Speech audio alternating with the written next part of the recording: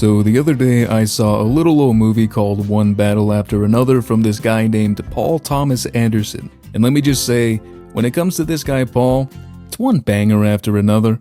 If you're unaware or lame, PTA is an absolute madman of a director. You know how crazy it is that people were only upset from the early reviews because they said this might be his best? When does that even happen? So, a preamble to the review, I've said for many years now that PTA is one of my favorite directors of all time. Phantom Thread, Punch Drunk Love, There Will Be Blood, Boogie Nights, The Master, Magnolia, the other three.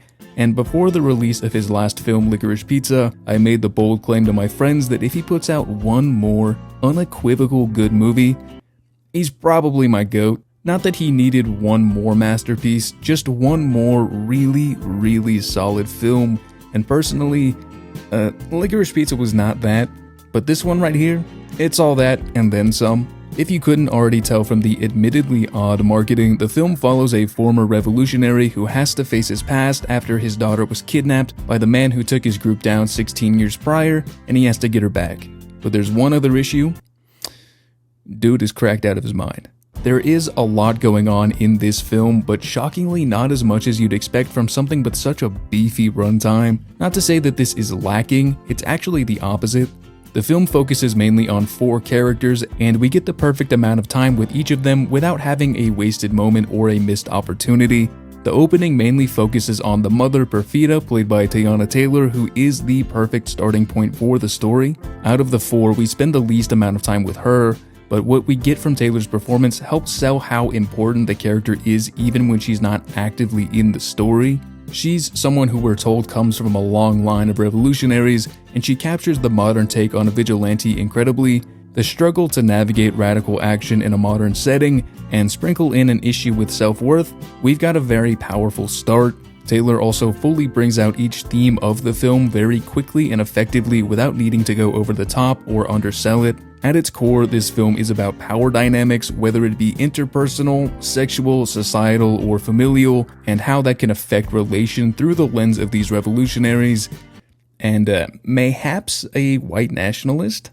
But more on that bloke in a second. Obviously, Leo brings it in what may be his most comedically charged performance.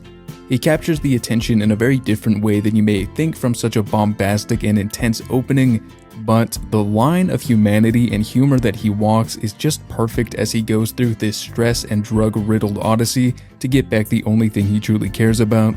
And Chase Infinity as Willa makes an enormous impact in only her second project, but she not only holds her own amongst heavy hitters like DiCaprio or Benicio del Toro, but exceeds them in a few ways. Namely the final act, and specifically the car chase, which would be my favorite scene of the year, if it wasn't for Sinners.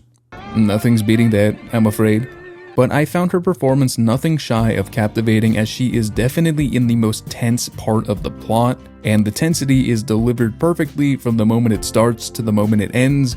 And when you think it's time to breathe, you're reminded of the stakes through an emotional shot of Willa crying in bed, or soldiers swarming in the background as she tenses up in the silence. And outside of the masterful car chase, another standout in the film's vibrato is the scene where Willa comes face to face with Colonel Lockjaw, played by Sean Penn, in what is undoubtedly my favorite performance of his.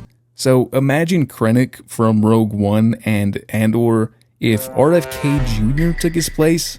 Dare I say, the best take of a white nationalist because of how pathetic he is.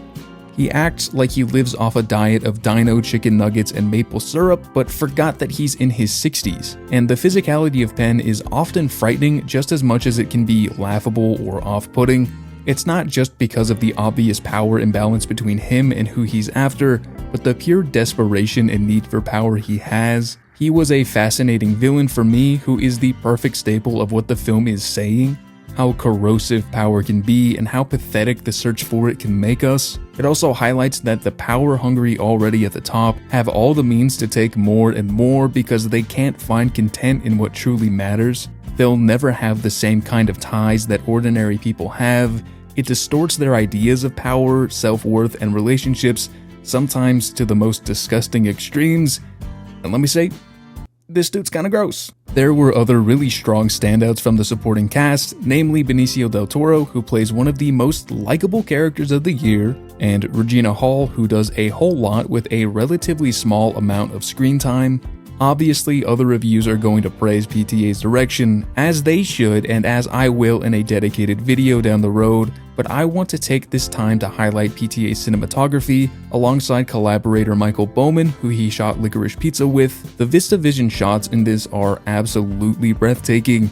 They take these strips of desert and small American towns and make them feel like paintings, and the amount of flawless camera movement will definitely go down as some of the best in their careers. And the editing from another PTA collaborator, Andy Jurgensen, feels just as pensive as the script. We jump from these characters at what could easily feel like a breakneck pace, but the edit carries the momentum of each scene in a way that keeps the fast pace without giving the viewers whiplash. It leads to a lot of very satisfying gags, heartfelt scenes, and that aforementioned tension.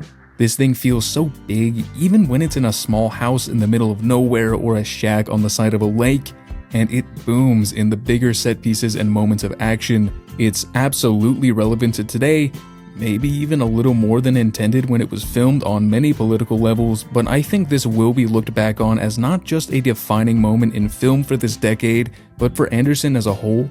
He's never felt so politically and socially driven, and the heartfelt human elements from his work like Phantom Thread or Punch Drunk Love are just as strong here, and funny enough, it's kinda rare to find him this hopeful in a story. I'm not saying that this is or isn't my favorite of the year. It's too early to tell, I mean I just watched it, but all I'm saying is that it seems Sinner's competition is not nearly as slim as I would have thought a week ago, and I will definitely be hyping this thing up at the end of the year like nobody's business, God help me. So definitely go out and see it in theaters if you can, and if IMAX is an option for you, then I definitely think this will be one of those that you look back on, wishing you saw it in the best and biggest way you could. If you didn't, let me know your thoughts on it in the comments, and remember, don't fry your brain, you might just forget something important. Like subscribe.